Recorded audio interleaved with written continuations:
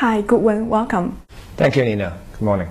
There have been some market jitters about the financial health of Chinese property developers, rumors about Chinese banks stop lending to them.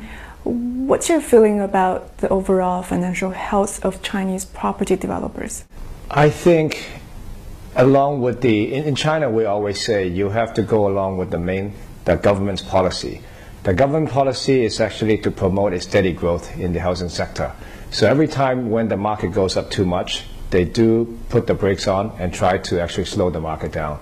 And we are in that period where the government is trying to take away excess liquidity in the market so that prices may correct or slow down. So I think for residential, I would say there's probably more chance of correction in Tier 1 city versus Tier 2, Tier 3. How big a correction do you see? I would say probably some of the high-end residential in Shanghai, Beijing in particular, if it corrects by 10%, is probably not excessive. How about commercial property? Are you less concerned here? I'm much less concerned about commercial sector. Because commercial sector, especially if you look at Shanghai and Beijing in particular, everyone knows with the size of the Chinese economy and its continued growth, Shanghai and Beijing in particular will join those global gateway cities, we call it, where liquidity from around the world all want to put their capital to work. In terms of office sector, probably in the big Tier 2 cities like Chengdu, like Nanjing, correction is less, but I would still think a 10%, 15% correction is not out of the question.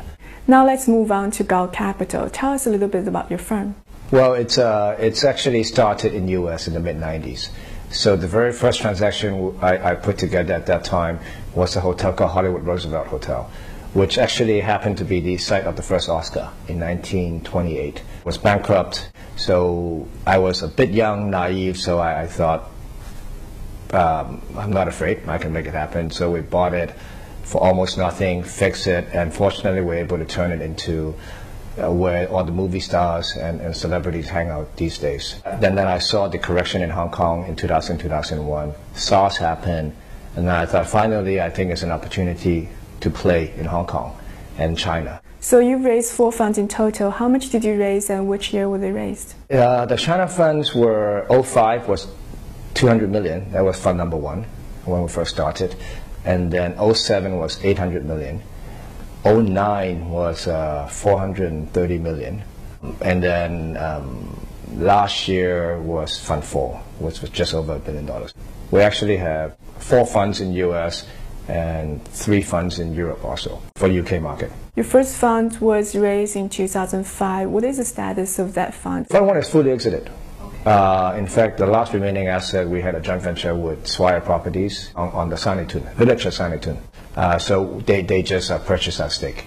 So that's our last investment in Fund 1. Did you make your investors happy? Yes, Fund 1 finished, I think, in the mid to high 20s IRR, I forgot, 2.3 to 2.5 times multiple on what we originally invested. So it's a good result. Do you have a performance benchmark? We try to generate about 20% targeted return on an annualized IRR basis. So depending on the length, right? So that means net of fees will be anywhere from 15% to 17%. It will hit 20. Hopefully we in some cases can go better than 20, as we have done in Fund 1. And I think our Fund 3 will do very, very well as well, as things stand. What are some usual ways for you to exit your investments in China? In various ways, right?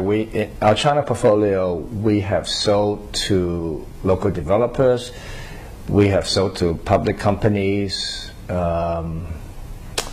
We haven't done a REIT yet. We have considered doing a REIT, and I think that will be a highly viable exit in the very near future. Because I actually am convinced the government and the people behind the government are quite smart, and they understand that in order to smooth out the volatility in the housing market, in particular in China, they need to offer more alternative investment channel for people to put their money. But first of all, the government has to want it. If they do want it, I think then they will set the right framework for REITs to become a viable product. And then it's up to REIT managers to then introduce them to the public and gain confidence of the public that they actually do appreciate alongside with the market, but at the same time they offer good return in the form of dividend. Well, Goodwin, thank you so much for your time. Thank you.